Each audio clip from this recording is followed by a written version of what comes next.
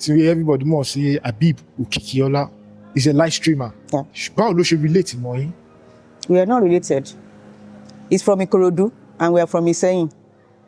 So ọmọ Ikorodu ni Peller yẹn.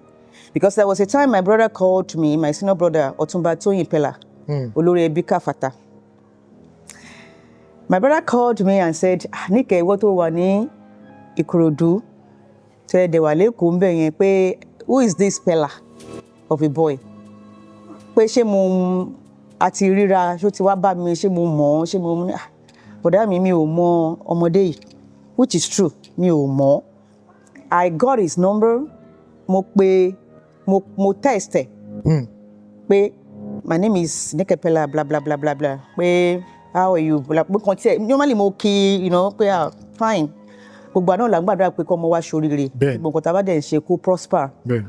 So till today, ìròyìn tí mo gbọ́ nípa mi tó dẹ̀ bà mí lọ́kàn jẹ́ ńgbà kan rí was mo kàn wá lẹ́jọ́ yẹn ni wọ́n wá gbé fóònù fún mi pé Aunty Nick pé there is one lady like that tó ń gbé Dublin tó ń máa ń pè ní kinní kan what's her name, kinní kan court tó ń wà ní Dublin tó sọ̀rọ̀ nípa pé kán wá wo Nick Peller o pé bóyá nílé ẹ̀ lọ́hùn ó sick àbí nǹkan kan. Then wọ́n á gbé picture mi ó wá ń sọ̀rọ̀ ó wá ń pé ọ̀tá mi sick pé kí Ṣínà torí Ṣínà lówó kó wá wo sister ẹ̀ o kó wá tọ́jú ẹ̀yà ń jẹ wọ́n nílé wọn o. Ẹ bá mi lọ wo fídíò yìí kẹ́ ẹ gbọ́ òtítọ́ ọ̀rọ̀ lórí Freelite TV News, ẹ gbọ́ wìnìwìnì ọ̀rọ̀. Alẹ́ ọjọ́ yẹn ni àwọn ẹni bí wọlé wá bá wọn ibi tán ti ń kírun tán pa wọ́n sí. So aya assassin ni wọ́n fi pa wọ́n. Sherry, there's much to it no anyway. There's much to it, and what are the things tí ó really due to àwọn tí wọ́n wá. Bẹ́ẹ̀ni. Ìṣesí wọn àti appearance wọn. Wọ́n yẹ ká fi hàn wípé ó dàbí pé àtòkè níṣẹ́ yẹn ti wá. Kí dẹ̀ ló fà á ni pé tó bá fẹ́ dárúkọ Professor Peller wọ́n sọ pé Moshood Abiola Peller, in which is also a friend to late Kashimawo Abiola Moshood. So Abiola Moshood wọ́n jọ ní that common name. Gbogbo time yẹn ni wọ́n ti bàbá mọ́lé ní Moshood Kashimawo Abiola. So wọ́n wá well àwọn kọ́kọ́ wà tí mọ̀ nípa mi tán àbí tẹ́ ṣetán láti mọ̀ tèmi náà dẹ̀ tí mo jẹ́ olólùfẹ́ yín tí mo dẹ̀ ṣetán láti jẹ́ kí kẹ́ mọ̀ kí n lè yànnàná ẹ̀ fún yín kó lè yé yín ní ẹ̀kúnrẹ́rẹ́. So torí ẹ̀ ni mo ṣe wò pé okay o interview tí mo fẹ́ ṣe yìí no màá gbé yín débẹ̀ ẹ ṣe gan-an ẹ̀yin olólùfẹ́ mi. Mo ń fi àsìkò yìí kí gbogbo ẹ̀yin olólùfẹ́ mi.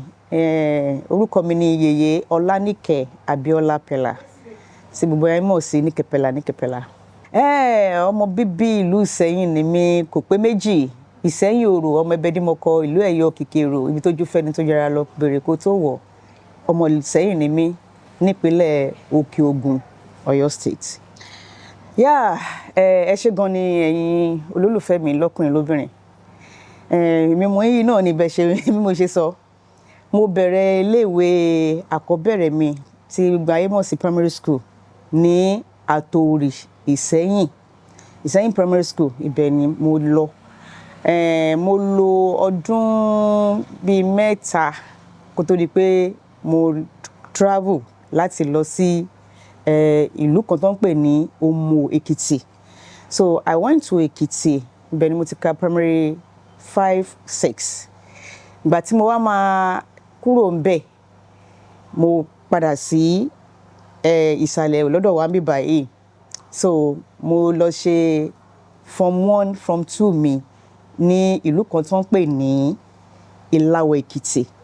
So Ìlàwọ̀ Èkìtì mo ti ṣe Corpus Christi College Ìlàwọ̀ Èkìtì. I was there. Then mo ṣe form 1 form 2 and I left the place back home. Mo wá ṣetán ní Ado Awaye Grammar School.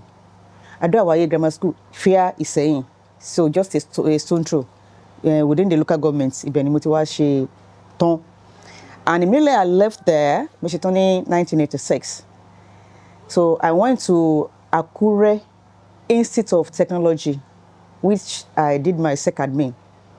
So I was there for 2 years. After that, mo padà sí Èkó.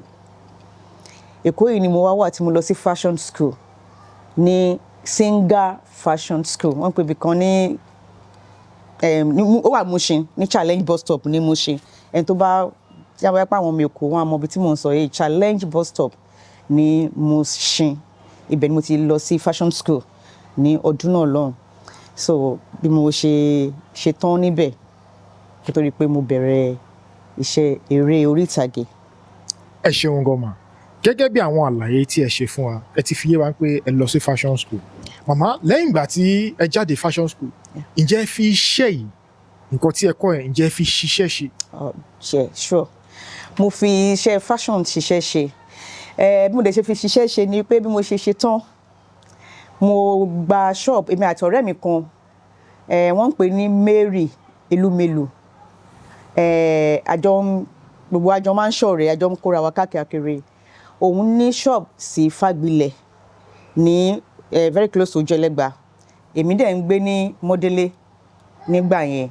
So àjọ ní shop yẹn tèmi bá lọ gbaṣọ, èmi á kó wá, à ń rán, máa gbé káàkiri fún àwọn èèyàn láti máa bá ṣe bẹ̀rẹ̀ nígbà yẹn nìyẹn. Tẹ́ pé òun máa ń design, èmi náà máa ń design, but aláwọn ọmọọṣẹ́ tó ń rán àwọn aṣọ yẹn. So bá ṣe ń ṣe káàkiri yẹn, èmi àti ọ̀rẹ́ mi tí mò ń sọ yìí, Mary Elumelu, now Mary Aboderin. So bá ṣe bẹ̀rẹ̀ ni mo fi ṣiṣẹ́ ṣe up to tomorrow, because after tí mo ṣe tán pé mo kúrò ní fashion stuff, pé bóyá mi ò run shop yẹn mọ́, mo go into costume. I'm a costumier. Ìgbà tí mo bẹ̀rẹ̀ eré orí ìtàgé yẹn, because mo ṣe bẹ̀rẹ̀, I started in 1987, eré orí ìtàgé. Then I was in Akure Tech, like I said. Mo ń bọ̀ láti school níjọ́ kan ni mo wá pàdé one of my brother. So wọ́n pè wọ́n ní I will call him Ọ̀túnba Taiwo Arogunmatidi. He was a cameraman then. So àwọn àti ọ̀gá mi late Baby Love Akanji. Àwọn méjèèjì náà wà l'Ákúrẹ́ lọ́dún náà lọ́hùn tó sọ pé àwọn fẹ́ ṣe movie. Uncle Táyé ló pè mí. I was going. Àwọn wọ́n dúró síbì kan like wọ́n ní ọ̀rá ìwé àwẹ̀ Ìníkẹ́ èdè Èkìtì Mákúrẹ́ yẹn náà fi pè mí. Ìníkẹ́ kàbíkọ́ Lọ́ìsì mi mọ Lọ́ìsì Ṣùkúrù ní ọ̀gá. Wọ́n ní okay go ya come you have a job to do for us. Mo ní okay. Wọ́n fún mi, mo ní èmi ò kémi tó lè ra iṣẹ́ mi pé weekend ni máa ráyè láti bá iṣẹ́ anything. Wọ́n ní kò sí problem. So wọ́n fún mi ní script lọ́dún náà lọ́hùn. And that was the first time tí mo máa bá wọn wọ camera ní Ondo State, which is in Akure. And the title of that movie was Ayelu. À ń pè ní Ayelu. So lọ́dún náà lọ́hùn wọ́n pè máa kọ́ ní Oyins Electronics in Akure, very popular man. So it's just like Emma Sopa and Adebowale Electronics. The man is so popular in Ondo State then. So bí wọ́n ṣe àwọn náà sponsor movie yẹn. So I think the owó tá fi ṣe production yẹn lọ́dún náà lọ́hùn 10,000 naira ni. And that 10,000 naira pé owó tán fi ṣe production, èmi wọ́n fẹ́ mi ní 300 naira as lead actress. So 300 naira is just like when we're talking about maybe 300,000 or maybe it's not up to 3 million though, but let's say it be 300,000. So ní owó tí wọ́n fẹ́ mi pé bí n pé mo ṣe lead role as at that time. So because pé mo wá padà sí Èkó láti wá bẹ̀rẹ̀ sí ní ṣe lọ sí school, but mo ṣe tán mo ṣe wá I was inside my house ní Bode Thomas nílé wa ngbà yẹn ní Onípan ní àǹtí mi Péjú Aromire yẹn fẹ́ late Muideen Alade Aromire ngbà yẹn. So wọ́n kàn jọ dé sílé ọ̀dọ̀ mi ni pé Níkẹ́ kí ló wá pò nǹkan bẹ́ẹ̀ yẹn. Mo ní àǹtí mi kí lẹ wá ṣe àwọn wá kẹ́ ni òde prince náà wà around o nǹkan kan pé oníṣẹ́ tí mo bá wọn ṣe o mo ní kò sí problem. Then Mary Elumelu and Juliet Ezeri àwọn ọ̀rẹ́ mi yẹn gbogbo wọn ti wà labroad nsìn àjọ wà nínú ilé ni àti ẹ̀ ń jẹun à ń jẹ rice ní kó tó rí pé àǹtí Péjú dé so wọ́n dẹ̀ ní pé mo dẹ̀ Prince náà wọ́n wọlé ọ̀gá kìnìkan mo kí wọ́n bá wọn you know because he's a friend to my brother yẹn late Muideen Aromire ìyàwó kẹ̀dẹ̀ ní sister tèmi ni so wọ́n bá ní pé àmọ́ bá wọn ṣiṣẹ́ kan mo ní no problem bí mo ṣe gba script nìyẹn wọ́n ní pé kí n pàdé àwọn ní ọdún I'm talking about 93 ní ti ọ̀dọ̀ tí wọ́n yẹn bẹ̀rẹ̀ so 93 June 20 something so mo dẹ̀ lọ sí ọdún fa kọ́ṣẹ́ ní ká pàdé ibẹ̀ ni àwọn ọ̀gá mi bàbá wa káká wa ilé wọn ni a máa fi ń ṣe base wọ́n fi ń ṣe base ńgbà yẹn so àwọn Ògògó Uncle Yinka Quadri gbogbo àwọn ọ̀gá yẹn náà most of them wọ́n máa ń wà ní ọ̀dọ̀ fa so that's how we started and film tí mo dẹ̀ ṣe nígbà yẹn tó fún mi ní fame adùn so adùn yẹn ni ó jẹ́ nǹkan tí mo really you know tó yẹ pé àwọn èèyàn fi mọ̀ mi to start with so that's how it started. ẹ ṣeun gan-an kó tó dé pé a bẹ̀rẹ̀ àwọn ìbéèrè tí àwọn olólùfẹ́ yín tí wọ́n fi ránṣẹ́ sí wa pé kàbí yín táwọn fẹ́ gbọ́ ṣùgbọ́n kó tó nípa àbẹ̀rẹ̀ yẹn màmá orúkọ tí ẹ̀ ń jẹ́ gangan orúkọ tó làmìlaka ní ìlú ni káàkiri kò séèyàn tó máa gbọ́ Peller tí kò ní bojú ẹ̀yìn gẹ́gẹ́ bí iṣẹ́ takuntakun tí bàbá yín ṣe tí wọ́n fi tí orúkọ yẹn fi milẹ̀ dáadáa bàbá mọ́mì má fẹ́ kẹ́ ṣàlàyé fún wa gangan ta ni Professor Peller kọ̀kọ̀kọ̀kọ̀kọ̀ fún ọ̀pọ̀lọpọ̀ àwọn èèyàn tí wọ́n kàn ń gbọ́ tí wọ́n bá wọn pàdé rí tí wọ́n tiẹ̀ mọ̀ nǹkan tó kàn jẹ́ Professor Peller who is this man exactly? Well, kí Ọlọ́run kó bá mi fi ọ̀run kẹ́ wọn. Àmín àṣẹ Ọlọ́run. Ó dẹ̀ pa gbogbo àṣìṣe wọn rẹ́. Àmín àṣẹ. Gbogbo ayé àwọn láwọn tó mọ̀ because àwọn all this Indomie generation wọn lè máa mọ̀ ẹni tó ń jẹ́ bẹ́ẹ̀ but Professor Peller happens to be a great magician in Africa. In Africa. So kò dẹ̀ up to today mi tí rí èèyàn tí ó lè tí mo lè sọ pé bóyá ó ń ṣiṣẹ́ tí bàbá ṣe ń gbà yẹn.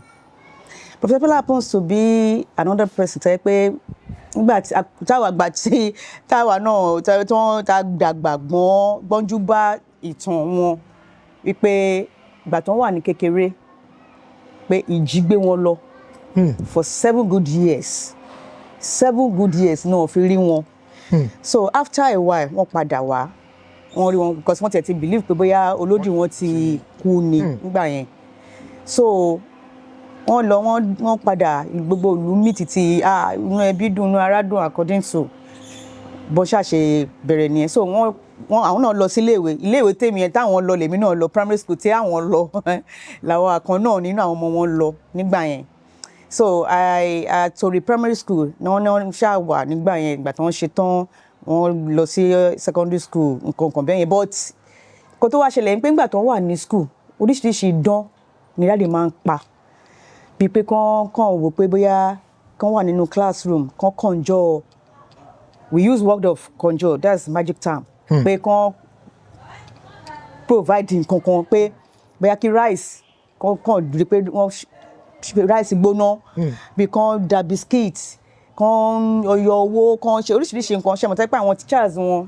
máa wà afraid of him pé àtàwọn ọmọ ẹgbẹ́ wọn gan pé kí leléyìí nǹkan kan bẹ́ẹ̀ yẹn so and most of àwọn tó jẹ́ ọ̀rẹ́ wọn àti àwọn tó jẹ́ bíi teachers wọn máa ń pè wọ́n because èèyàn tó jẹ́ èèyàn pupa ni wọ́n àwọn tó máa ń pè ní ẹ̀rà yẹn ni wọ́n so wọ́n pupa gan so wọ́n máa ń pè wọ́n ní Moshood olórí pupa ìyẹn àwọn colleagues wọn àbáwọn àgbàlagbà tí wọ́n jọ ṣe kíní gbà yẹn pé Moshood èwo ló tún ṣe yìí nǹkan kan bẹ́ẹ̀ yẹn so kíní yẹn ṣáà ti wà because agbára yẹn Ọlọ́run dìdí I don't know lórídìí fún wọn nígbà yẹn ni so títí tó fi dàgbà ṣe tó fi di pé àwọn náà bí fẹ́yàwó bímọ ṣe gbogbo ẹ̀ and àwọn Yorùbá dẹ̀ máa ń pòwe kan pé òrìṣà tí èèyàn bá ń ṣe tí ò bá fi hàn ọmọ ó máa parun so nídìílé Moshood Abiola Peller mi lérò pé nínú ọmọ wọn tí ò mọ magic kò sí tó fi dé orí àwọn ìyàwó wọn so gbogbo ẹbí ni wọ́n mọ̀ nípa iṣẹ́ magic then ẹni tó tún wá mú ọwọ́ wọn nígbà yẹn òun ni Káyọ̀dé Abíọ́lá Peller wọ́n ti di Reverend Father and sing so pastor yeah so now àwọn ìgbà yẹn náà tí táwa kéré when I was in secondary school though tàbá ti wá fún holiday bẹ́ẹ̀ yẹn àbí tẹ́ pé bóyá wọ́n bá fẹ́ ṣe dáàdì lè perform lọ bóyá wọ́n travel kan gbé show lọ bọ̀dá mi Káyọ̀dé náà àwọn náà wọ́n ti ní bookings wọ́n ti ṣe show so èmi máa ń tẹ̀lé bọ̀dá mi Káyọ̀dé then may I also rest in peace kan dára àwọn ìyàwó bọ̀dá mi yẹn àwọn náà máa ń ṣe wọ́n jọ máa ń ṣe show yẹn but gbà mí ọ̀tẹ̀ pé tí wọ́n bá bóyá wọ́n ò ráyè bóyá wọ́n lóyún àbí bóyá wọ́n ní crisis kan torí wọ́n gbà mí wọ́n lè máa lè ṣe èmi máa ń take part yẹn tí especially tí wọ́n wá holiday so that's how I started with them so from there ó di pé bàbá náà ń ṣe kó tó di pé ọlọ́jọ́ dé are you getting me show náà orí tọ́ náà wà kó tó di pé bóyá incident tó ṣẹlẹ̀ so àtìgbà yẹn then my brother who happens to be a magician too his name is Barrister Saheed Abiola Peller èmi àti wọn lájọ máa ń ṣe magic yẹn after tí bàbá papòdà so àti travel lọ sí so many places to the extent pé even gan we went to America for because there was a time tẹ́ pé wọ́n máa ń fẹ́ ṣe convention tí wọ́n máa fẹ́ ṣe ìgbà tí bàbá wà láyé àwọn great magicians all over the world. There's this man, if you Google it, you will see the person called David Copperfield. He's a great magician, and Chris Angels. Those are the great magicians in the whole world. So pé àwọn yẹn wọ́n lè conjure plane, kó land. They can, great things. So àwọn àti daddy nígbà yẹn lọ́jọ́ máa ń ṣe meeting, ṣe gbogbo. So my brother and myself àti lọ attend convention yẹn rí dáadáa l'America. So àṣà máa ń ṣe show yẹn káàkiri so like àwọn private shows bóyá wọ́n fẹ́ ṣe any events kankan tó bá yẹ pé kíni a máa ń gba àwọn shows yẹn tá a máa ń ṣe so that is how it is.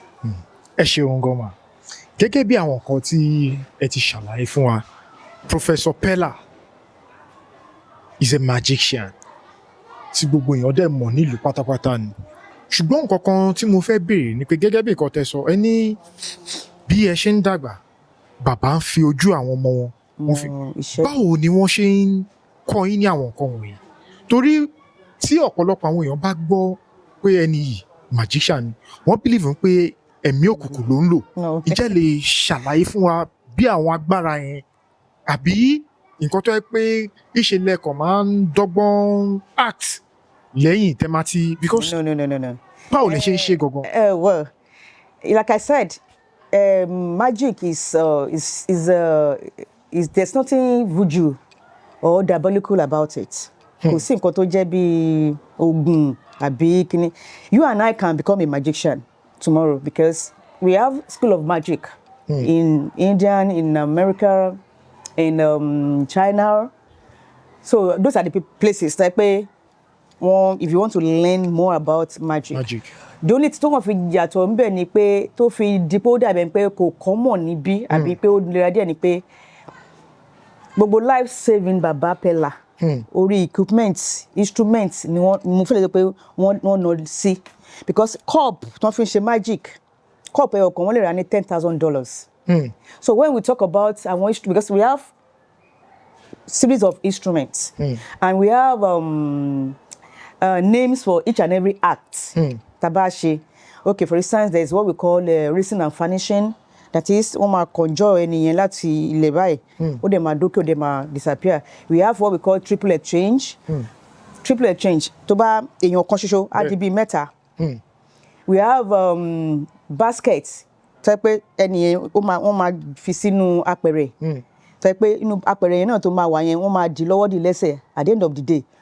Tó yẹ pé then ó máa jáde. We have what we call head off. Tó yẹ pé wọ́n máa gbé orí ó máa kúrò lórí ọrùn ẹnìyẹn. We have what we call triple exchange. No, zigzag. Zigzag means bí mo ṣe wà ń sìn. wọ́n máa pín mi sí ọ̀nà mẹ́ta orí máa wá báyìí ikùn máa wá báyìí ẹsẹ̀ máa dúró so it has different names and different acts and tẹ́ pé báyìí pé láyé ìgbà tí bàbá wà láyé gbogbo ìkíni la máa ń ṣe ní live lórí stage ká ní pé ìsìn náà máa sọ pé kíní náà ń lò camera náà ń lò effect náà ń lò so that's like pé come and see nǹkan tó bá rí fún ara ẹ kò ní sí pé bóyá pé àbírọ̀ náà ń pa ni àbí pé kíní kankan bẹ́ẹ̀ yẹn so that is it and bàbá wọn tó bá ti ń ṣe rehearsal because àwa náà máa ń ṣe rehearsal so tó bá ti ń ṣe rehearsal so òǹkálùkù ní part tó máa take. So magic ò ṣe dá nìkan ṣe fine èèyàn lè dá nìkan ṣe àwọn little things but there are some major ones tó yẹ pé ẹ ní láti pé 2 3 4 5 lórí stage before you can achieve the particular act so wọn ò fi nǹkan kan bò fún gbogbo àwọn tó jẹ́ ọmọ so a máa ń wà níbẹ̀ tán bá ń ṣe rehearsal a máa ń jọ ń ṣe àwọn kankan so òǹkálùkù ní part tó máa take so bẹ́ẹ̀ bá ṣe dàgbà sí ilẹ̀ ṣe ní rò tẹ̀ máa ẹ ṣeun gan kó tó di pé mo tẹ̀síwájú nínú àwọn ìbéèrè tí mo fẹ́ béèrè ẹ̀sìn wo gangan ni bàbá ṣe kó tó jáde láyé.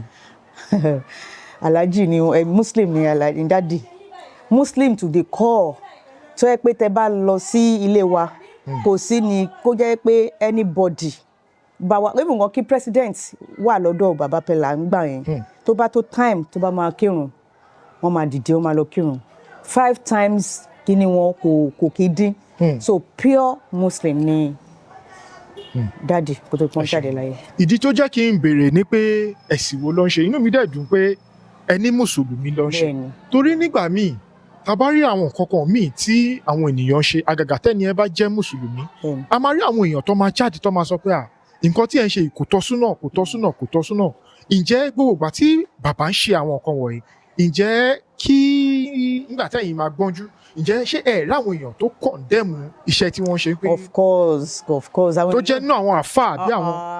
ìyẹn ó wà dáadáa kò sí iṣẹ́ wo lèèyàn fẹ́ ṣe tí wọ́n ní condemn especially àwọn critics tó yẹ pé wọ́n máa ń criticize nǹkan àbí nǹkan tí wọ́n bá ṣe tẹ́ pé ọlọ́run tá a dẹ̀ ń wò yìí ó ṣòro gbèjà because ọlọ́run tó dá wa kò sọ pé ẹ̀sìn báyìí ló ní láti sìn because kò sẹ́ni tó lọ sọ́hun tó dé tó wá sọ pé nígbà tí mo Ọlọ́run àwọn mùsùlùmí nìkan lọ́lọ́run fàyè gbà àwọn Christian nìkan lọ́lọ́run fàyè gbà àbáwọn ẹlẹ́sìn àdáyébá no kan tẹ́mi mọ̀ nípa ẹ̀sìn ní religion ni pé ṣe dáadáa just be open má ṣe aburú pẹ̀lú ọmọnìkejì má ṣe jàǹbá ọmọnìkejì má bà èèyàn jẹ́ má pa ọmọnìkejì ẹ lẹ́kún àbí kò ní lára contesting wà fún ni it's not about pé bóyá pé ó dìgbà tó ẹlòmíì mo máa ń sọ kinní kan pé babaláwo míì gan ó lè wọ àlùjọ náà ó lè wọ ọ̀dọ̀ Ọlọ́run ju àáfàá míì lọ ṣe bá ayé ìran làwà tá a ti rán wọn tán láwọn àáfàá kan tó ń gé orí èèyàn tó ń yọ páàtì èèyàn ìbá àáfàá náà ni wọn tó dẹ̀ máa tún wé kíná tí ń pè adẹ̀rán pastors tẹ́ pé when you go to their altars tí wọ́n ti lọ àìmọye altars tí wọ́n ti wú oríṣiríṣi òkú àwọn èèyàn tí wọ́n fi ṣe pílà. So what are we talking about? So ẹ̀sìn kò Ọlọ́run ló ní ẹ̀sìn Ọlọ́run dẹ̀ ṣòro gbèjà when it comes to ọ̀rọ̀ ẹlẹ́sìn dé so wọ́n sì sọ́rí dáadáa pé kò tọ̀nà and I keep saying this kò sí nǹkan tó wà diabolical tó jẹ́ pé bíi oògùn àbí ìfúnpá àbí onídé inú iṣẹ́ tí bàbá ń ṣe is purely entertainment. Entertainment ni magic ó dàbí olórin tó ń kọrin ni ó ń entertain àwọn èèyàn ní kálukú àjò sí wọn á ṣe nǹkan kan bọ́ àwọn àmì irọ́ ni ìṣújú ni ó ti lógun ni ó ti ṣe kíní kan no there is nothing like that magic is pure entertainment. ẹ ṣeun gan. Thank you. ǹjẹ́ ẹ lè ṣàlàyé fún wa lẹ́kùnrẹ́rẹ́ kí ni nǹkan tó ṣẹlẹ̀ sí bàbá tí bàbá fi dolóògbé ṣé àìsàn ni ṣé accident ni kí ni nǹkan tó ṣẹlẹ̀ ọdún fún ọ̀pọ̀lọpọ̀ àwọn èèyàn tí wọ́n mọ̀ nǹkan tó ṣe bàbá. Well ṣe rí ilé ayé yìí kọ́lọ́ kó máa wà pẹ̀lú wa. àmì àṣẹ. bàbá ń kírun lọ́wọ́ lọ́jọ́ tí ìṣẹ̀lẹ̀ àbúrò yìí dé and kí dẹ̀ ló ṣẹlẹ̀ ni pé èmi wà ní location kan ní Ìyànàpájà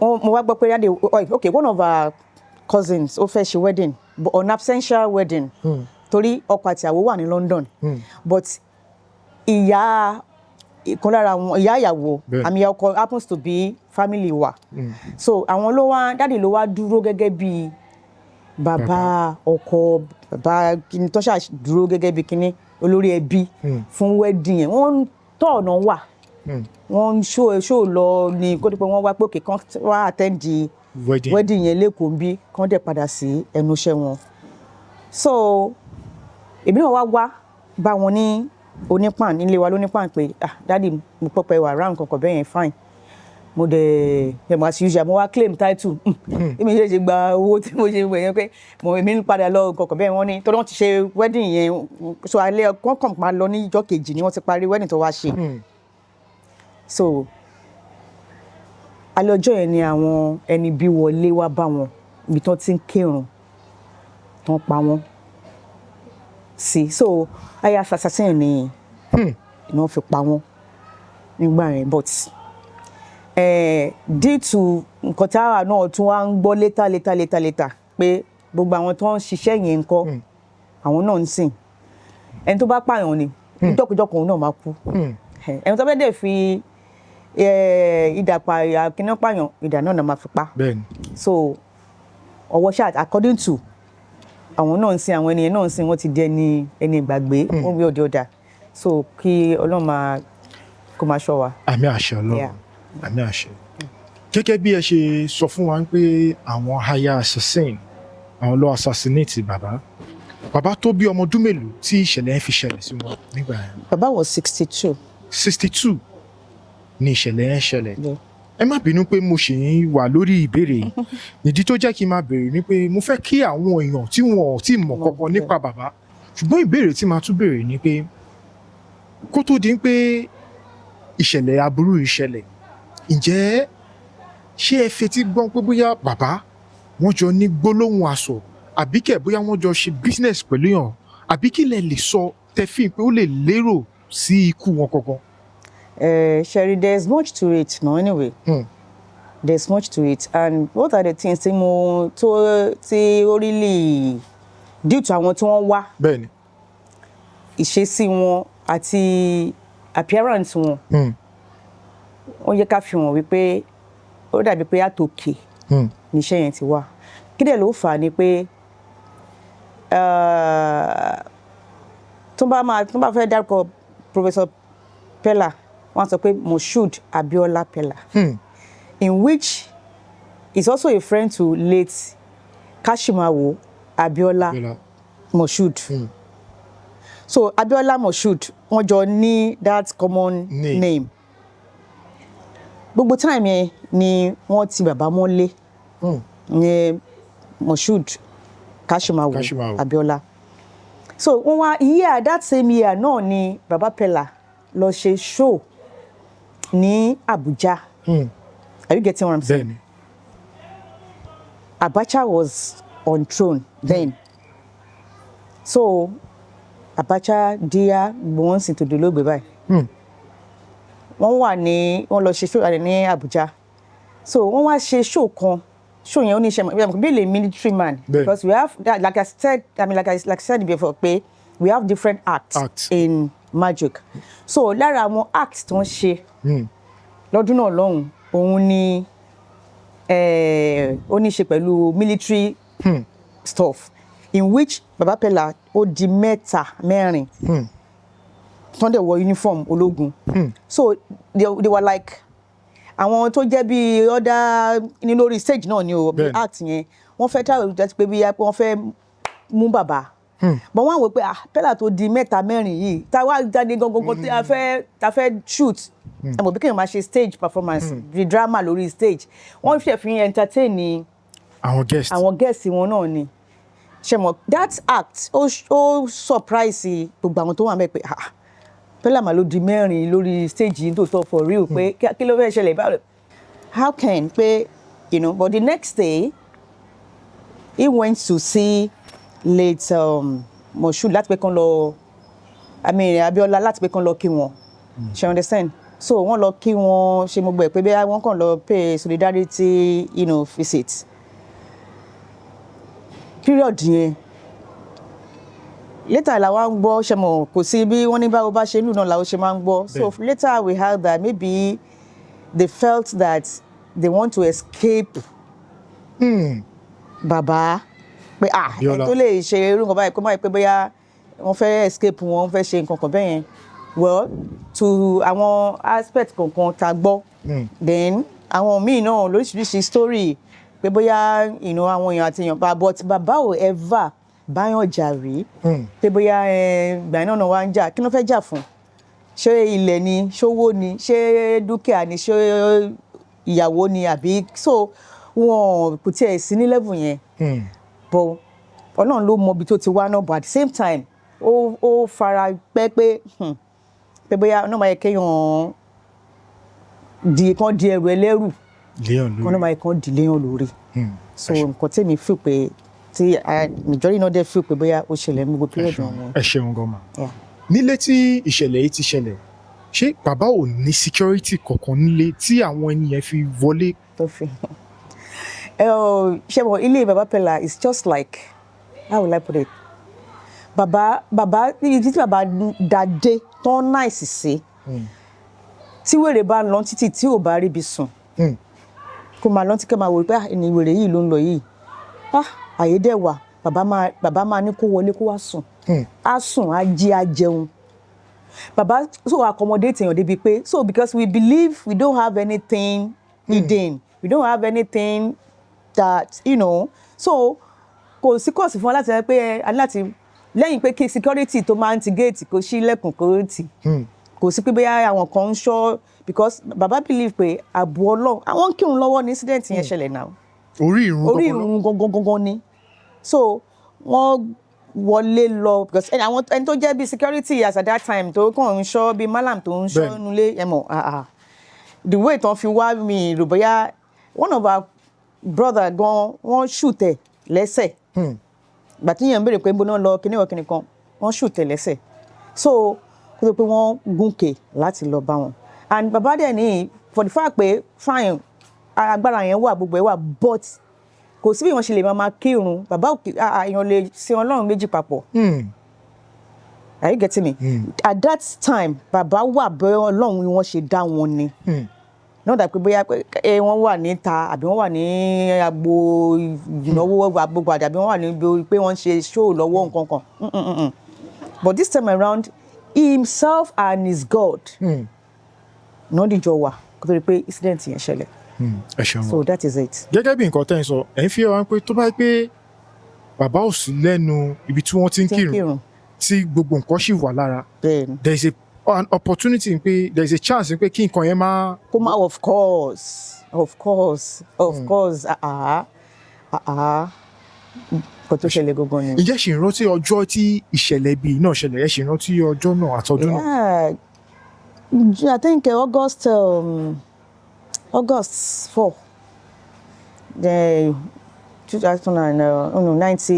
95.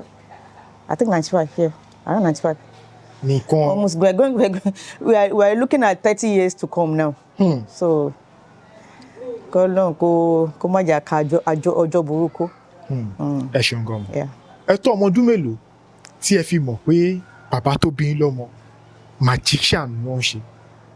Mo tó ọmọ ọdún mélòó kẹ́. Jẹ́ tẹ́ fi mọ̀ pé iṣẹ́ tí. Well, now when I was ọ̀dọ̀ arúgbó ni mo gbé ọ̀dọ̀ ìyá mi ìyá tó bí màmá mi ọ̀dọ̀ wọn ni mo gbé dàgbà so ọmọ arúgbó ni mí so tí gbogbo time yẹn dẹ̀ Ìsẹ́yìn ni mo gbé kó tó rí pé mo eventually travel yàrá ń bẹ so kò sí pé bóyá and every time tí dáàdì bá ti wá sílé because then Èkó yìí náà wà ìgbà tó yá wọ́n move lọ sí Ìbàdàn so Ìbàdàn Ìsẹ́yìn wọ́n ti ń súnmọ́ lọ́n ti ń súnmọ́ ilé lọ díẹ̀díẹ̀ tó dáa àwọn ọ̀rẹ́ wọn ti máa fi yẹ pé kò sígbà tó ní máa padà bọ̀ ní ilé because bọ́n ṣe kọ́lé sí Ìbàdàn àmì ìsẹ́kọ̀ọ́ ń bí náà ní Ìbàdàn náà ní sí Ìsẹ́yìn so wọ́n máa ń ṣọ́tù náà ni so I mean we grew up with the family because kò sígbà tí dájú wọn ní Ìsẹ́yìn rè wọ́n máa every now and then wọ́n máa ń wà nílé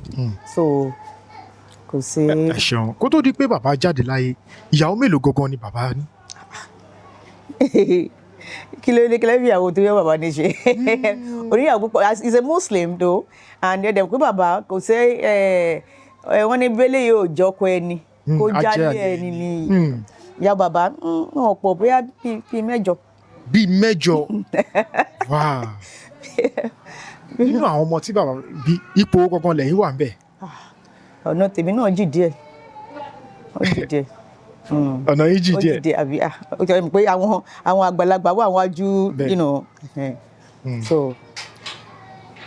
májíìkì wo gangan ni bàbá perform níwájú yín tẹ́ fi gbà pé lóòótọ́ magician ni bàbá yín tẹ́ dẹ̀ nífẹ̀ẹ́. kò sí ìwọ náà kọ́kọ́ ṣe ń bẹ̀. oríṣiríṣi ló máa ń ṣe kò sí èyí tí wọ́n lè ṣe so kò sí pé kankan ló wà tẹ́ pé kò wá scaring àbí tẹ́ pé kò ṣe kinní no kò sẹ́ni tó máa wo magic bàbá tí ò ní wo pé kí ni eléyìí so like I said series of kinní ni so kò sí èyí tí ò ṣe kinní gbẹ̀dọ̀ ládèmí àti brother mi náà dẹ̀ máa ń after that là ń perform láti láti ṣe tá a bá fẹ́ lọ ṣe show so because virtually everything tó ń ṣe náà làwa náà padà wá ń ṣe at the end of the day. ẹ ṣeun gan wa gẹ́gẹ́ bí nǹkan tẹ́ sọ torí bẹ ṣe ń sọ̀rọ̀ májíìkì yìí èmi tí mo wà wájú yín ó yà mí lẹ́nu bẹ ṣe sọ pé kò ń ṣe nǹkan tó yẹ pé bí agbára òkùnkùn àbí agbára kan then báwo ni kinní ìṣe wa ń jẹ́ real nígbà tó yẹ pé kò ń ṣe bí agbára òkùnkùn ni ẹ ti ń rí agbára tí ẹ ń lò báwo ni wọ́n ṣe ń ṣe kinní like mi mọ́ mú ẹ má béèrè torí bí ọ̀pọ̀lọpọ̀ àwọn èèyàn náà ṣe ń. I've said it all pé magic is something that you can learn kò kí ṣe fine there's a difference between okay nígbà tí bàbá wà láyé then àwọn bàbá wa kan náà wà táwọn náà máa ń padún but tí wọ́n yẹn ti local kinní ni ti bílẹ̀ nìyẹn tó yẹ pé àwọn yẹn okay mo ń sọ̀rọ̀ àwọn David Copperfield àwọn Chris Angels àwọn òyìnbó ṣé àwọn òyìnbó máa ń lo ìfúnpá ní àbọ̀ ń lo ń dè they don't so is what they learn is what they trained for are you getting me so òun náà ni act bàbá because okay wọ́n pe bàbá kan ní Alimi yọpayọpa ngbà yẹn bàbá àti àwọn Ọ̀làdòkun bàbá Ọ̀làdòkun àtàwọn 277 nígbà yẹn àwọn yẹn lè sọ pé bóyá tí wọ́n bá fẹ́ ṣe dúdú because àwọn yẹn lè mú òrùka kan fi gbáyàn kẹ́nìyẹn dẹ̀ ṣe understand dúdú ọ̀tọ̀ real magic ọ̀tọ̀ but what it's just like wọ́n sọ pé ń sọ̀rọ̀ nípa àjẹ́ dúdú àjẹ́ pupa àjẹ́ funfun there are some people that ẹ̀mí òkùnkùn bá àwọn kan lò àwọn kan dẹ̀ pé they are white funfun ni wọ́n mímọ́ ni wọ́n so bó ṣe rí gangan nìyẹn so there's a difference between àwọn tó ń ṣe tìbílẹ̀ àbí pẹ̀lú magic tí o sì kíní. ẹ ṣeun ẹ̀yin náà bá ṣe tẹwà níwájú wa ǹjẹ́ ṣé ẹ̀yin náà ẹ ti ń ṣe magic àbí ẹ ṣe ń ṣe magic náà.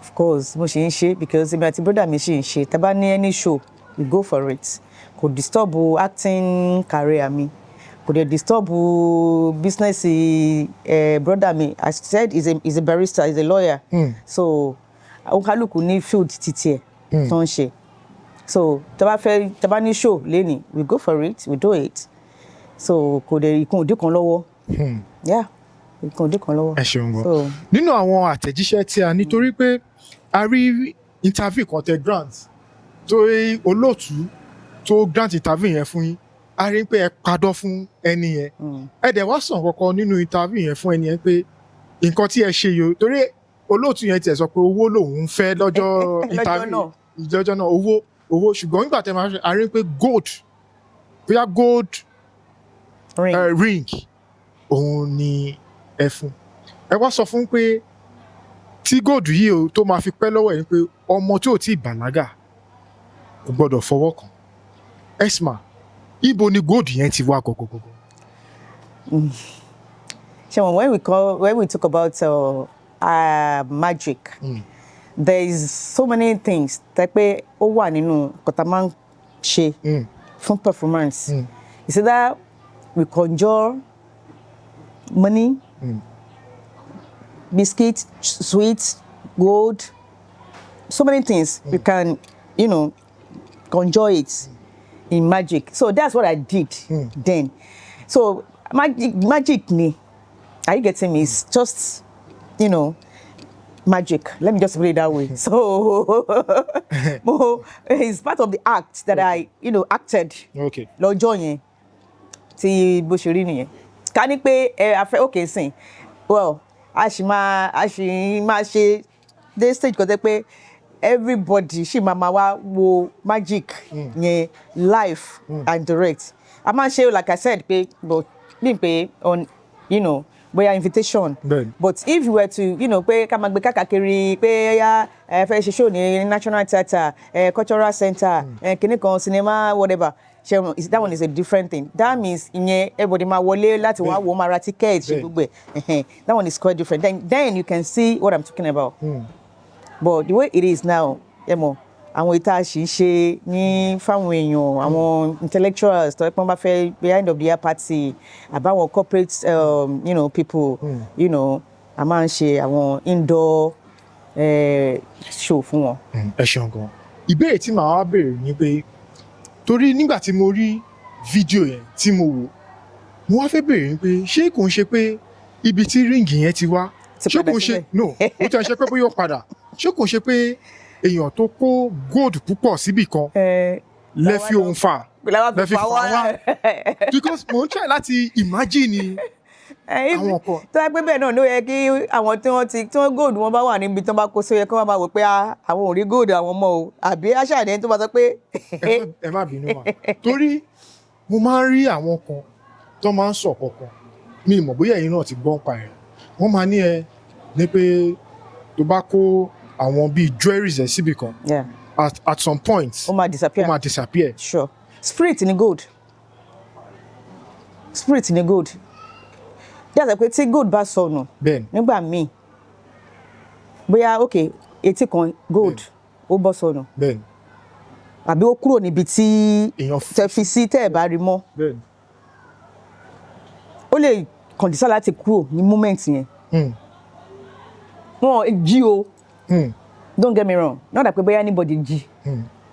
Tó bá kúrò ńbẹ̀ Yorùbá máa sọ pé tó bá bu epo sí ẹnu ọ̀nà wọ́n ṣì máa rí, and truly with time wọ́n ṣì máa rí. Ẹnìyẹn kò lè máa gbálẹ̀ ní ilé kó dẹ̀ rí, ó máa lọ ṣẹ̀mú síbi tí ìkejì ẹ̀ wà. Ó kàn lè yẹ pé bóyá ó ń tún bẹ́ẹ̀dì ṣe àbò ń tẹ́ bẹ́ẹ̀dì ní akànrí ní ẹgbẹ́ bẹ́ẹ̀dì pé ẹ gbà mí. Tí ò bá farabalẹ̀ ó lè ti mú many people ní olè pé lágbájá ló jí tẹ̀mẹ̀dì ló jí. I mean ẹni tó fẹ́ jí gold kò ní mú etí kan náà, ó máa jí gbogbo ẹ̀ ni. So ó máa ń ṣẹlẹ̀ bẹ́ẹ̀ lórí pé gold naturally spirit ni. Ẹ rí pé tó máa ń sọ pé gold òun náà ló nǹkan tó wọ́n jù, gold and diamond. They are not ẹ̀mí kan làwọn náà, ẹ̀mí kan ni wọ́n. So ẹni tó bá ní, tó bá kó sílé àbí tó bá ní tó fi ṣe dúkìá fine, ó ní nǹkan àlùmọ́nì precious things ni. So let me just put it that way.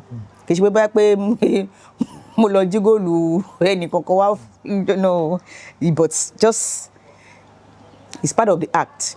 Ẹ ṣeun gan ma. A ti gbọ́ ọ̀pọ̀lọpọ̀ àwọn èèyàn tó ń jẹ́ Peller.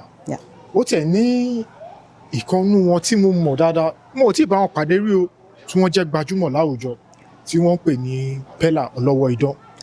Ó dà pé gẹ́gẹ́ bí ìwádìí tí mo ṣe, mi wà sure bóyá lóòótọ́ ni àbí lóòótọ́ kọ́, tí wọ́n ní curious. Àwọn náà ni curious. Báwo ló ṣe jẹ́ sí yín? It's my brother. Ẹ̀gbọ́n àbí àbúrò? Àbúrò náà jẹ́.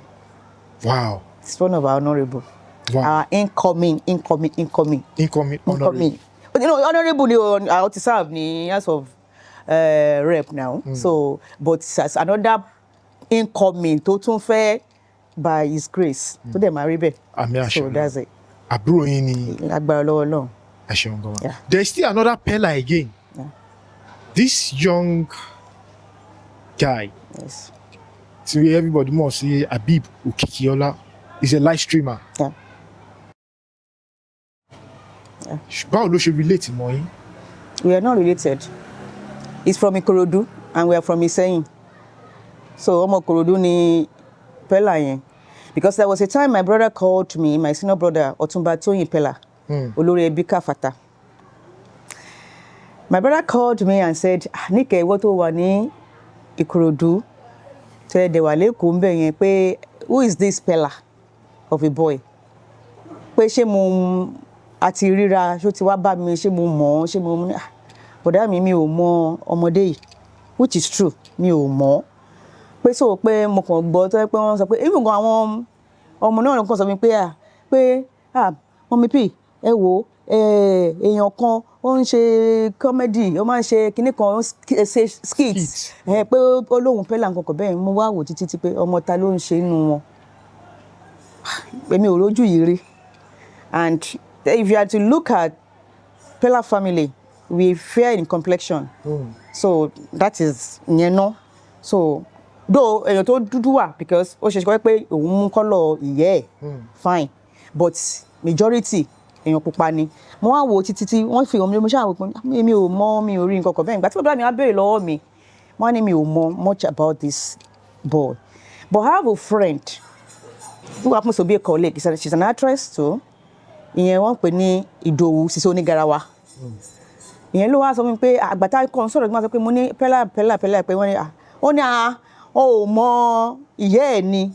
Mo ní ìyá ta ni? Ó ní àní tó bí Peller tó ń sọ yìí. Mo ní mi ò mọ̀. Ó ní àwọn ti jọ wá sí ilé ọ̀dọ̀ mi rí àti ìyá ẹ̀ pé ìyá ẹ̀ náà artist ni. Mo ní mi ò mọ̀, which is true. Mo ní mi ò ṣe mọ̀, Ọlọ́run ló máa ń fún yàn lórúkọ fine. Màmá ẹ̀ náà wà ní industry but I don't really know her. Nobody really know her. But ọmọ ẹ̀ ló jẹ́ kí wọ́n mọ̀ pé so bó ṣe jẹ́ gogogo nìyẹn. So it's not our family. It's not. Ó kàn jẹ́ orúkọ yẹn ni. And there was a time I got his number.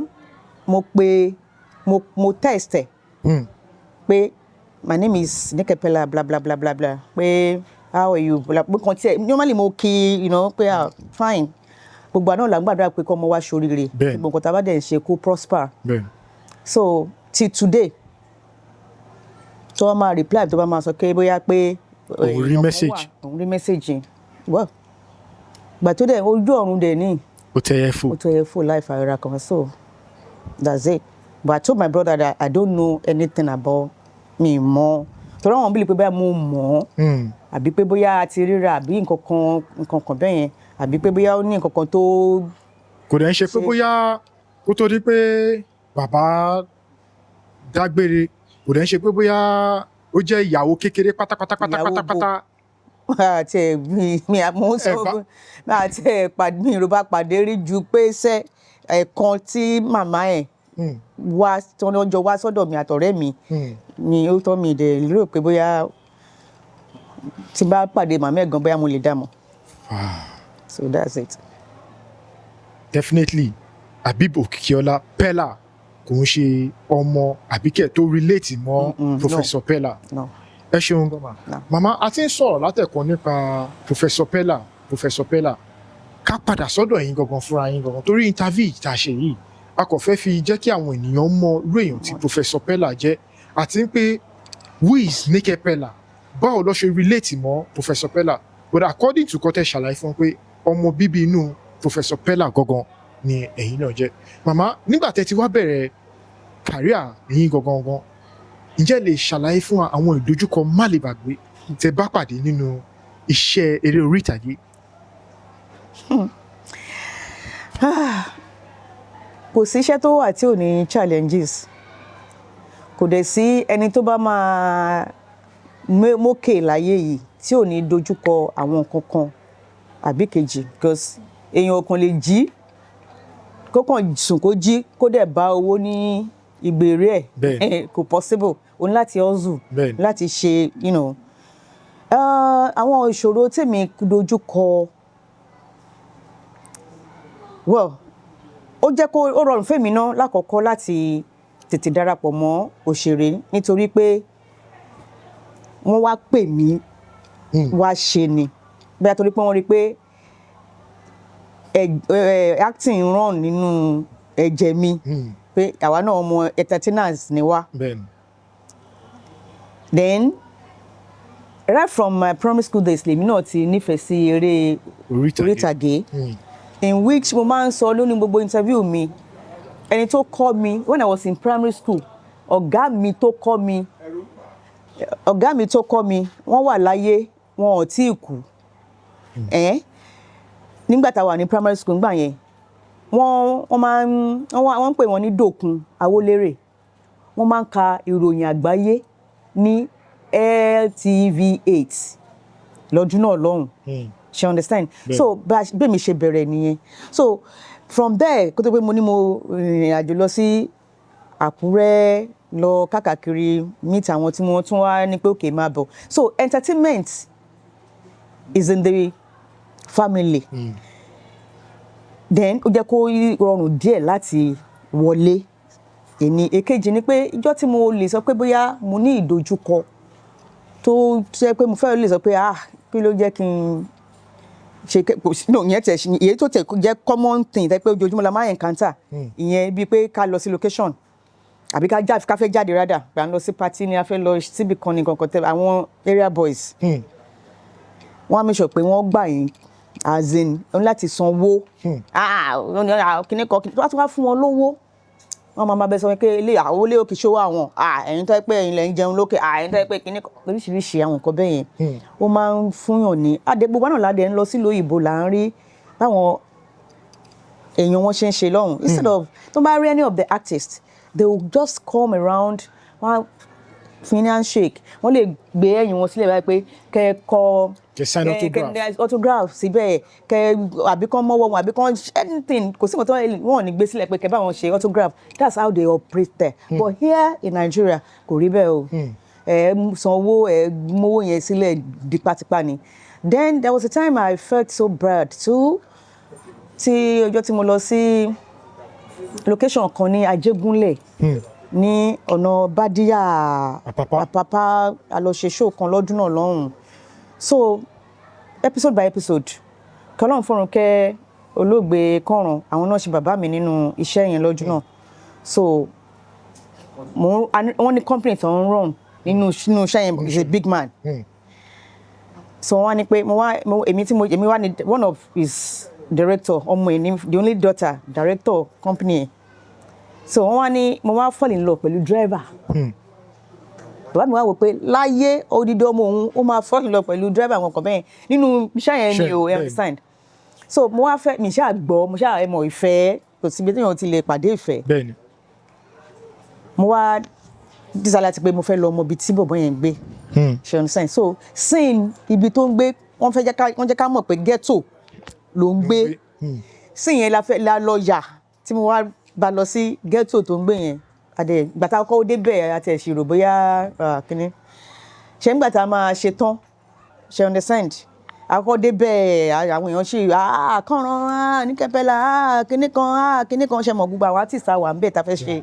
ṣẹ́ so wọn kí wàá ṣàṣe róòlù yẹn ó tán gbàtà ṣe tán meanwhile episode by episode ni per episode tó ń fún wa ń gbà yẹn 5,000 per episode episode mélòó náà ni mo ṣe so owó tí episode ẹyọ kan náà ni mo wá yà ń bẹ̀ ìjọ yẹn náà wọ́n dẹ̀ ti fún mi lówó iṣẹ́ mi àtowó epo sí mọ́tò àtowó oúnjẹ mi gbogbo ẹ̀ bóyá bíi 10,000 naira ń gbà yẹn kí n dẹ̀ máa lọlé ìgbà yẹn ni mò ń lo rover mo ní mọ́tò kan tó ń pè ní rover ìgbà yẹn mò ń lo mọ́tò yẹn could you believe pé nígbà táwọn èèyàn máa tọpa fẹ́ jáde àwọn èrò tó ti wà ní àdúgbò yẹn entrance yẹn láti jáde síta sígboro ẹ̀rọ bóyá president wọ àdúgbò ni kíní kan ó lè lọ ó lè ṣe kíní kan ó láti sanwó lẹ̀ kíní kan mọ́ ní mi ẹ má bínú ó dà owó tó ń fún mi 10,000 àbí nǹkan ni mo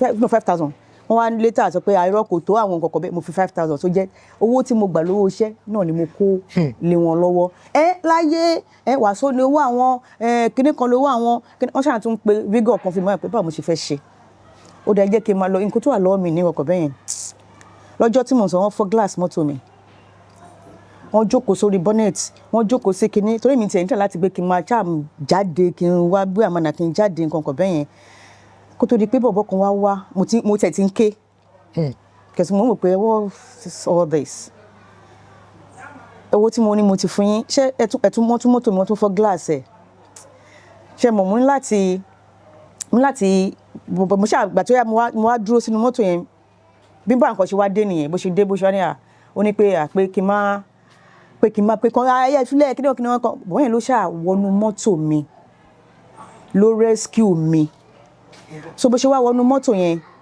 bá ṣe lọ sí ó tẹ̀lé mi jáde sí Eric Mall láti orílẹ̀ ó níbi kan tá a ṣàgbà a jáde sí Eric Mall so ibẹ̀ ni ló ti bọ́lẹ̀ tí mo fi di pé mo kúrò níjọ́ yẹn so that was just gbogbo àwọn nǹkan tí ṣe mọ àwọn ọmọ yẹn nǹkan míì bí ká lọ sí party ni àbí ká lọ sí ibì kan ni ká wà ní location náà kan bẹ̀rẹ̀ sí ní wàhálà pé irọ́ nǹkan there was even a time we went to a particular place ní ọ̀nà Ìdíròkò tán ní irọ́ ni wọn ò ní gbà ká shoot movie tán ní wọ́n máa gbòòrò jáde wọ́n máa ṣe kinní kan tán àwọn ọmọ ìlú yẹn tán ti lọ ń yọ kinní tán fẹ́ bá àwọn boys wa jà tán fèsì ọjọ́ yẹn náà it was terrible. There was even a time we went to Ìlọrin ìgbà yẹn lọ bá ọ̀gá Bello a lọ bá wọn ṣiṣẹ́ ìlú wọn tún nìyẹn o àti ìkọ́kọ́ wà ń bẹ̀ nǹkan báwọn boys ṣe dé nìyẹn from nowhere wọ́n fẹ́ tó 50 tó ń bá ní pé irọ́ wọn ò ní ṣe kíní kan meanwhile ọ̀gá ti settle àwọn kan tó kọ́kọ́ wá pé bẹ́ẹ̀ wọ́n á lọ pera wọn wá ní pé ẹ má wọ́rì owó wà lọ́wọ́ wọn ni àdóònù kankan bẹ́yẹn ṣẹ̀dẹ̀ rí àwọn ọmọ ọ̀gá Bello náà àtàwọn boys tó wà around nǹkan tó yẹ pé kíní wọ́n ṣe face àwọn people yìí nìyẹn wọ́n ṣẹ̀lù wọn débi pé so oríṣiríṣi challenges imagine irú ìjà ọjọ́ yẹn tẹ́ pé ẹlòmíì ó ṣèṣe ẹlòmíì tó yẹ pé ó jù bẹ́ẹ̀ lọ tó yẹ pé wọ́n bẹ̀rẹ̀ sí ní shoot náà lọ yìnbọn pààyàn ńkọ́ so àwọn nǹkan bẹ́ẹ̀ yẹn àwọn challenges yẹn máa ń gbà míì but nsìn ó ti ń everything ti ń better ó ti ń yàtọ̀ because civilization náà ti ń kọ́ mi ó ti ń setting then tó bá sọ pé bóyá o fẹ́ lọ ṣe kíní fíìmù tó fẹ́ lọ wò bóyá ní sinimá ni àbí bóyá ní bíkan you can as well watch it on your phone so kò jẹ́ kí gbogbo àwọn harassment yẹn kó fi bẹ́ẹ̀ máa pọ̀ mọ́ but yín ò ní pé kẹ́ jáde kán rí yín kán má sì béèrè pé. kò san o ẹ ṣe ògùn ọmọ látìgbà tẹ́ ti wá bẹ̀rẹ̀ eré orí ìtàgé ǹjẹ́ ṣe ìrántí ìjọ́ tínú yín dùn jù àti pé kí ló ṣẹlẹ̀ sí lọ́jọ́ náà lọ́hùn. ọjọ́ tínú mi dùn jù tó dẹ̀ pé láti ìgbà yẹn inú mi ṣì máa ń dùn dọ́là méjì ni but well the first one was the day tán pè mí pé Níkẹ́ mo wà lára àwọn tí wọ́n fẹ́ lọ gba award nílùú òyìnbó. Wow. mo pé so ó ṣòwò pé iṣẹ́ tí mò ń ṣe ayé wọ́n value ẹ̀ wọ́n fi lè kà mí kún àwọn olóríire láti lọ gba award in fact I feel honoured. So inú mi dùn ní ọjọ́ yẹn torí mo gba award yẹn then ìgbà tó ń dẹ̀ tún máa tún fún mi ní award John Fashanu was the one that gave me that award, that presented that award to me. I mean, it was a great football. I think footballer. No. I think it's a sportsman though, too. When I put on basketball, John Fashanu is also one of these star. So I feel honoured. Àwọn náà fún mi ní award. So then àtìgbà yẹn Ọlọ́run ṣe ó ṣínà yẹn láti pé kí ìrìn àjò àti máa wọlé jáde lọ sí ìlú òyìnbó kó ṣí. So ẹ ti bá a sọ àwọn ọ̀pọ̀lọpọ̀ ọ̀rọ̀ lẹ́yìn àwọn nǹkan tí ẹ ti wá ṣàlàyé fún wa rẹ̀ ǹjẹ́ ní àwọn nǹkan tó yẹ pé ẹ fẹ́ bá wa sọ tó yàtọ̀ sí àwọn nǹkan tí ẹ ti bá a sọ tó yẹ pé ẹ fẹ́ fi àsìkò yìí jẹ́ kí àwọn olólùfẹ́ yín mọ̀ bóyá lójú iṣẹ́ nínú iṣẹ́ tí ẹ̀ ń ṣe ni nǹkan yìí ti ṣẹlẹ̀ ni àbí kẹ̀ ní ojú ayé tó yàtọ̀ sílẹ̀ ẹnu iṣẹ́ tó yẹ pé ẹ kàn máa fi opportunity láti sọ. Ẹ ṣé olóòtú mi Mo ní foundation tí mo run, Nick Peller Foundation. Inú mi dẹ̀ dùn wípé àwọn tí wọ́n wà láyé wọ́n pọ̀ ju àwọn tí wọ́n ti jẹ́ Ọlọ́run nípè nínú àwọn èèyàn wa tó yẹ pé mo máa ń gbìyànjú láti ṣe fún. Because foundation mi ó dá lé lórí pé ká máa ṣe fún ọmọdé, ká ṣe fágbà, pàápàá jùlọ àwọn arúgbó àtàwọn tí ó bá kùn díẹ̀ káàtó fún. It's not as if pé bóyá I have that much àbí pé bóyá government àbí èèyàn kankan gbówó fún mi, but ó máa ń láti ilẹ̀ mi ó ti máa ń wù mí pé kí n máa ṣe ìtọrẹ àánú. So mo ní, in fact mo ní ìwé kan lọ́wọ́ mi, ẹ rò bóyá mò ń gbàjọ ni, mi ò gbàjọ, account number ló wà ńbẹ̀. Ó lè kéré nǹkan t'Ọlọ́run bá rán mi tó fún mi lágbára. Mo dẹ̀ ń fi àsìkò yìí náà tún dúpẹ́ lọ́wọ́ àwọn màmá wa kan mi ní láti dárúkọ because wọ́n náà kébé yá mò ń tẹ̀ láti expose wọn àtàwọn bàbá wa àtàwọn ẹ̀gbọ́n mi kankan tó yẹ pé they always there for me. Wọ́n sọ pé ṣe mọ̀ pé àwọn tá a máa ń fún ní nǹkan báyìí ní ọdọọdún àsìkò ti tó láti fún wọn, especially tó bá yẹ pé bóyá irú ìgbà àwẹ̀ àbí ìgbà Christmas àbí pé bóyá wọ́n máa ń ṣe ní festival. Ó láwọn kan tẹ́ pé a máa ń fún ní àwọn oúnjẹ, kò ṣe pé àwọn raw food bóyá rice, ẹ̀wà, aṣọ, well little coins a máa ń fún wọn. So foundation mi mo fẹ́ kí àwọn èèyàn kan jọ kan dìde ìrànlọ́wọ́ torí ìyà ń jẹ ọ̀pọ̀lọpọ̀, ebi dẹ̀ ń pa ọ̀pọ̀lọpọ̀. Ẹlòmíì tó bá jàjà rí common 50,000 life a turn around. Ìdí àti túmọ̀ ni pé bó ṣe pé kó lọ fi já pure water kó máa tà lẹ́gbẹ̀ẹ́ ilé àbí kó lọ fi wá bisikíìtì sweet nǹkan kó máa tà lẹ́gbẹ̀ẹ́ school fáwọn ọmọ, a máa ní turnover, a máa ní nǹkan tó yẹ pé ó máa at the end of the day náà máa dájọ́. Ṣé understand? At least bó ti yẹ pé àjọ 1,000 ló bá ń dá ní ojúmọ́, that is 30,000 in a month.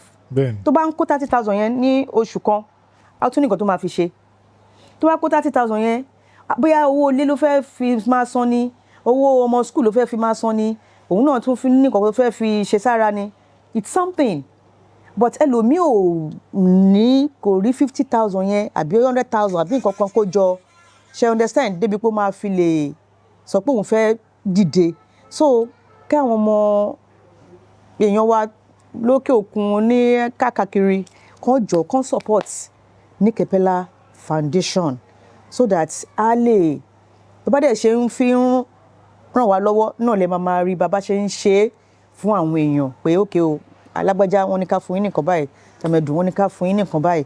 Torí mi ò rí àǹfààní òsì nínú owó tó ní ọlá tẹ́lòmíì ní tí ò lè fi ran ọmọnìkejì lọ́wọ́.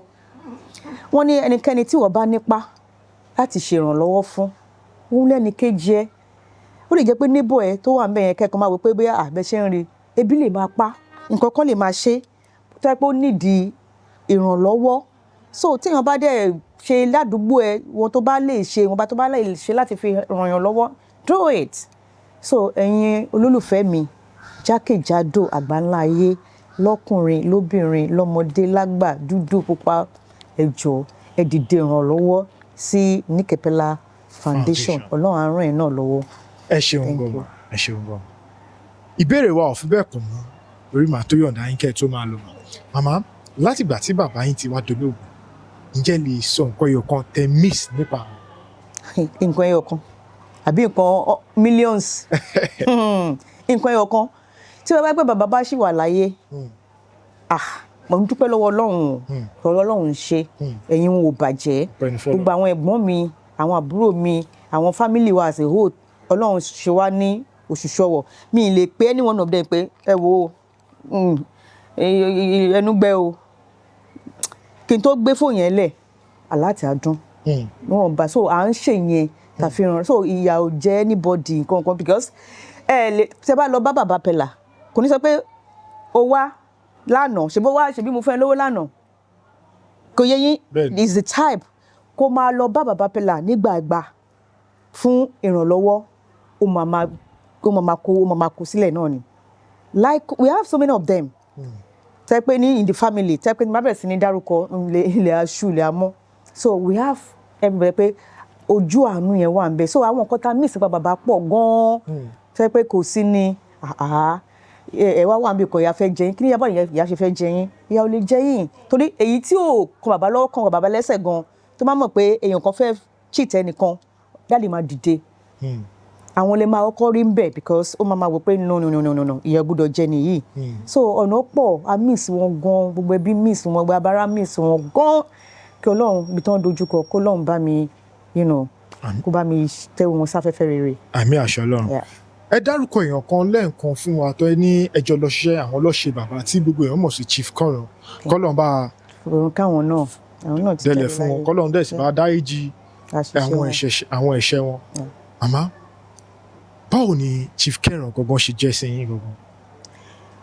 Ọ̀gá mi náà jẹ́ ọ̀gá náà jẹ́ sí mi ní industry ọ̀gá náà pọ̀ bẹ́ẹ̀ tẹ́ pé àwọn tẹ́ pé mo lè kà okay for instance irú ọ̀gá bíi ló ń sìn bàbá náà jẹ́ sí mi ní industry àna mi ni wọ́n jẹ́ then uncle Jíríkò Sọ́kọ́ prescribe Jíríkò Sọ́kọ́ bàbá ni àwọn tí mo bá ṣá lórí àwọn ìyá Àwẹ̀rọ ni máa sọ ni ìyá Rainbow ni Fáṣà Balógun ni Fàlíwèrèpè ni Lọlá Àdìjẹ́ ni Tóyìn Aṣẹ́wótórè Mẹ́kà so many of them àǹtí Yétúndé Wùmí ni gbogbo àwọn àǹtí àwọn táwa bá ní industry tó dẹ̀ pé ti tomorrow dáadáa náà ń ṣe dáadáa là ń bá lọ́wọ́ wọn tá a bá pè wọ́n pé àǹtí ìyá alágbájá kíníwò kìnìkan they always there.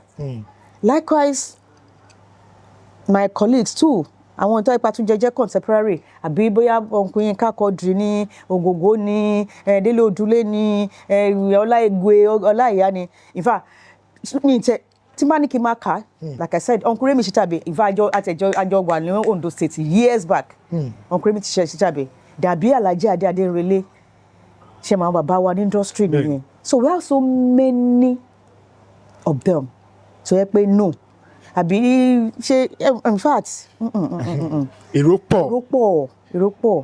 pọ̀ so ọ̀gá ni wọ́n jẹ́ sí mi o kọ́lọ́n bá mi fọ̀run kí wọ́n because wọ́n máa ń ṣọkọ mi wọ́n lè ṣọkọ mi nínú fíìmù wọ́n lè ṣe bàbá mi nínú fíìmù kò sí price tẹ́ bá ní kàn ṣe pẹ̀lú mi tí wọ́n kì í ṣe so likewise others bó ṣe rí nìyẹn. Ǹjẹ́ lẹ́yìn ìgbà tí ẹ gbọ́ pé Chief Conran wọ́n dolóògbé ǹjẹ́ ẹ lè sọ kankan tó ṣẹlẹ̀ sí wọn tó fi dolóògbé ṣé kí lẹ gbọ́ àti pé níbo lẹ wà tí ẹ fi gbọ́ ìṣẹ̀lẹ̀ aburú náà? I was in Abuja.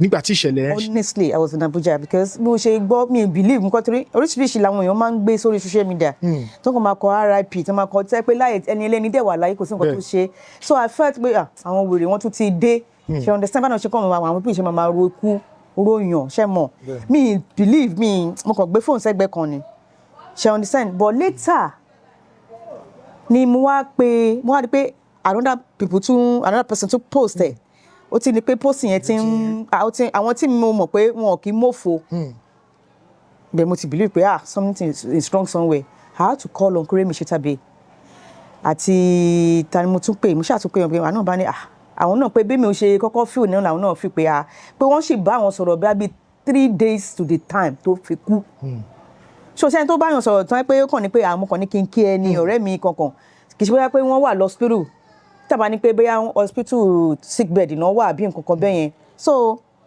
nobody knows it could be high blood pressure it could be really really mọ mo kàn gbọ́ pé ṣe mọ̀ ẹni tó ti kú kí ni ṣe máa bẹ̀rẹ̀ pé. ẹ ṣeun gan ma ẹ ṣeun ma màmá ìròyìn wo lẹ gbọ́ nípa yín nígbà tẹ́ pọ̀ tó jẹ́ pé ìròyìn ò dẹ̀ rí bẹ́ẹ̀ tó dẹ̀ tù yín lọ́kàn. ìròyìn tí mo gbọ́ nípa mi tó dẹ̀ bà mí lọ́kàn jẹ́ ńgbà kan rí was mo kàn wá lẹ́jọ́ yẹn ni wọ́n á gbé fóònù fún mi pé Aunty Nick pé there is one lady like that tó ń gbé Dublin tó ń máa ń pè ní kinní kan what's her name kinní kan court tó ń wà ní Dublin tó sọ̀rọ̀ nípa pé kàn wá wo Nick Peller o pé bóyá nílé ẹ̀ lọ́hùn ó sick àbí nǹkan kan then wọ́n á gbé picture mi ó wá ń sọ̀rọ̀ ó wá ń pé ọ̀tá mi sick pé kí Ṣínà torí Ṣínà lówó kó wá wo sister ẹ̀ o kó wá tọ́jú ẹ̀yà ń jẹ wọ́n nílé wọn o nǹkan kan bẹ́ẹ̀ yẹn I was like grant interview yẹn tó ṣe gbogbo ẹ̀ me before God and man I did not even say anything because àwọn tó fàyà ẹ̀ tán bá mi fún tán inú mi dùn pé so mi tiẹ̀ tó dára mi gbé kí dẹ̀ ni ìgbà ẹni dẹjọ́ tún fúlù kú I was in my house sleeping ni ọkùnrin mi ṣì tàbí pè mí pé níkẹ́ níbo ló wà mú ní mo wà lé kọ́ bá kí n pàdé àwọn ní general hospital kí ló dé dẹjọ́ ti kú o mo ní dẹjọ́ ṣe kí ni mi mọ̀ kórí bí few days to the time wọ́n wá sí àdúgbò mi wá record. ìyẹn dẹjọ́ tún fúlù. bẹ́ẹ̀ ni inú yàrá mi ló jókòó sí kó má jókòó sí yàrá mi mọ́ tí mo enter àwọn mẹ́ta náà wá torí ok ó dàbí pé bẹ́ẹ̀ ṣe wá ṣe interview fún mi sìn káwọn nǹkan máa record ní the next kí ni wọ́n ti ń pè so wọ́n ń shoot movie lọ́wọ́ wọ́n dẹ̀ wá sọ́dọ̀ mi mo dẹ̀ pé kí la fẹ́ jẹ kí la fẹ́ mu wọ́n dẹ̀ ṣe fàájì kankan bẹ́ẹ̀ yẹn ẹni tí kò sick nǹkan kò ṣe you understand kí wọ́n gbọ́ kú ẹ̀ lójijì ó máa rí bákan mo ní tẹjọ́ mo ṣàṣe dìde yẹn gbùdùgbùdùgbùdù mo ṣe lọ sí general hospital yẹn ibẹ̀ la wà náà ṣe ń bá wọ́n ṣe fẹ́ gbé wá sílé ẹ̀wọ̀n ní bíbá yìí láti pé kán lọ bọ́n ṣe máa sín bára kan bọ́n ṣe máa ralẹ̀ fún so gbogbo wàhálà yẹn is like wọ́n ṣàyàn iṣẹ́ yẹn fún everybody ẹ sọ fún mi ẹlẹ́ran ara náà ló kú ṣé kí n make up àbí kí n I don't know what to bẹ́ẹ̀ kí n lè kó sí kinní pé torí mo fẹ́ lọ síbi òkú colleague mi gbogbo time yẹn stress yẹn gbogbo ara mi everywhere mo ti dìdàkudà because mo fi ṣírò ara mi ni and that was it wọ́n bá ní pé bóyá pé kinní kan wò bóyá ọ̀tá mi sì kìíní mo I remember vividly pé bí mo inú mọ́tò tí mo wà gbà yẹn a ti gbé bọ́dì ẹ̀ wá sílé ẹ̀ torí ibẹ̀ náà ti wẹ̀ tán ti arrange everything kó ipa máa move lọ síbi tí a lọ sin sí mo ṣe fẹ́ wọnú mọ́tò pé ká máa gbé bọ́dì yẹn lọ mo rí àwọn guys kan tó sáré ṣe interview fún mi wọ́n ṣe yà mí nìyẹn I remember lọ́jọ́ náà so òun náà gbé wọn rí ibi tí mo ti ń jó tí mo ti ń pó tí mo ti ń ṣe tán rí mi pẹ̀lú gómìnà minister senators tí mo ti ń ṣayé mi wọn ò rí yẹn gbé so irú nǹkan yẹn ó jẹ́ kí n mọ̀ pé ó ṣe jẹ́ pé ibi ìbàjẹ́ ara wa la máa wá láti pé ìyẹn lè máa fi máa sọ̀rọ̀ àbí ṣe pé kíní ẹ gbọ́ pé mo lọ pààyàn ẹ gbọ́ pé mo lọ gba ọkọ lọ́kọ ẹ gbọ́ pé mo lọ jí nǹkan lọ́jà are you getting me tábà ní pé kíní yìí kún dẹ̀ káàtó ẹ wo orú yẹn so àwọn nǹkan bẹ́ẹ̀ yẹn lèmi mi like ẹ̀. ẹni tí ó sọ̀rọ̀ yìí ǹjẹ́ ẹni tí ẹ ti bá pàdé rí àbí ẹni tí ẹ mọ̀ rí? ẹ̀mí mo kàn mọ̀ òun náà bákan well when he was in London.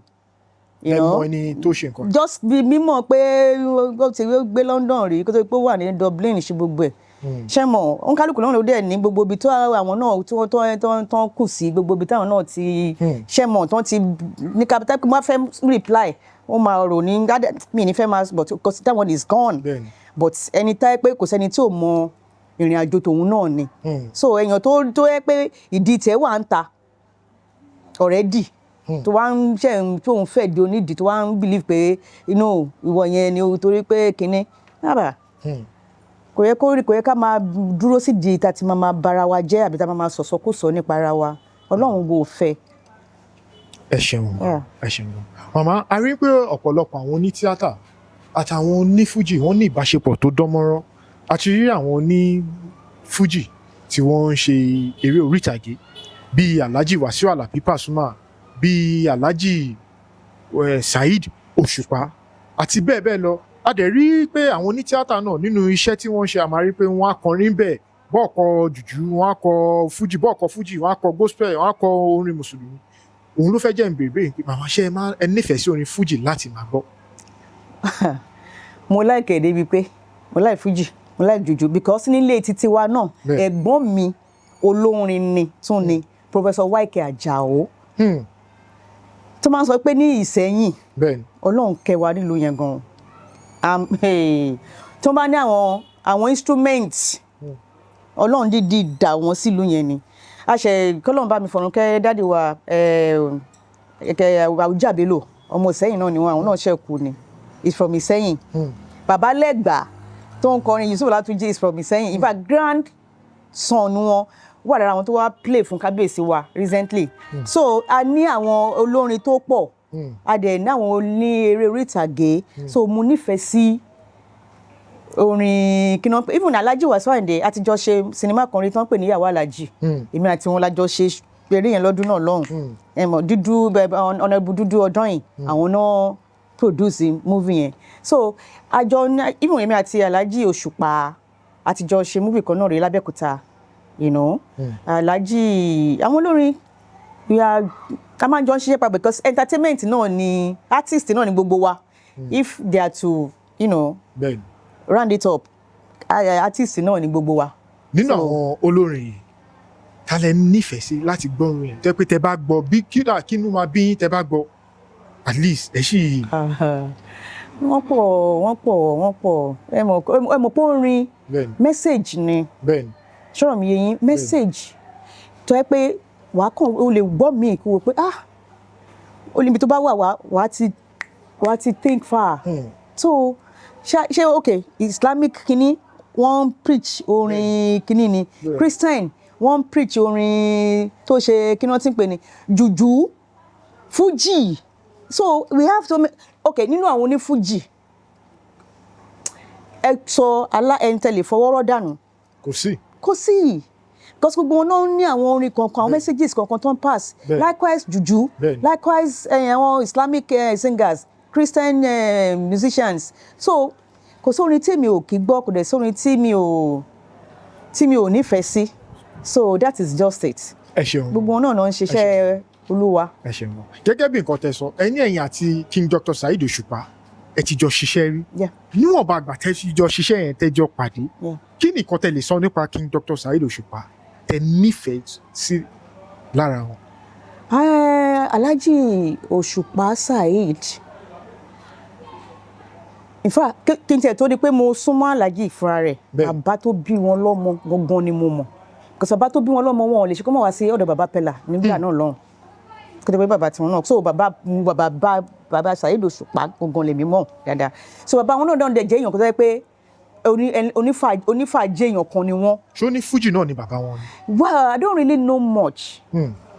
I don't really know much but wọ́n dà pé àwọn náà fara pé entertainment kind of yeah torí bọ́n ṣe máa ń ṣe tó bá wá àbí tó bá jókòó pẹ̀lú àwọn èèyàn kankan náà tí mo tún mọ̀ wọ́n mọ́ náà ẹ̀ understand máa rí pé but tí wọ́n bàbá Saheed bá ń sọ̀rọ̀ ẹ máa yílẹ̀ ni wọ́n máa pa yín lẹ́rìn-ín wọ́n máa ẹ̀ mọ̀ so nǹkan tẹ́mi kọ́ mọ̀ nípa Alhaji Saheed Òṣùpá is a very blunt person blunt bó bá ṣe rí ó ṣe máa sọ. Ṣáídà ó jẹ̀bi àbí ó jàre. Ó máa sọ ti arán fárán adá ti àṣẹrè báwọn ṣe ń pè ní ó máa sọ mo rí yẹn nínú àwọn pé he doesn't take side he's a very blunt person. ẹ ṣeun gan nínú orin King Dr. Saheed Òṣùpá tẹ́ ti gbọ́ ẹ lè fi ìṣẹ́jú kan báyìí kẹ́kọ̀ọ́ fi kọ orin King Dr. Saheed Òṣùpá. orin Alhaji orin wọn kan báyìí tí mo láìkì tí wọ́n pé orin Saheed tí mo rántí kọ́kọ́rọ́ alátẹ tòun tatẹ ní òwú alátẹ tòun tatẹ ní tẹ̀tẹ̀ pòpò abo oúnjẹ lọ́rùn ṣàlàyé oníkálukú ló ti ní tiẹ̀ lára ṣé mi gbìyànjú ni. ẹ gbìyànjú ẹ ṣeun gan ma ẹ ṣeun. Thank you very much. ìmọ̀ràn wo lẹ ní fún àwọn tó wà nílé tí àwọn náà fẹ́ ṣeré orí ìtàgé.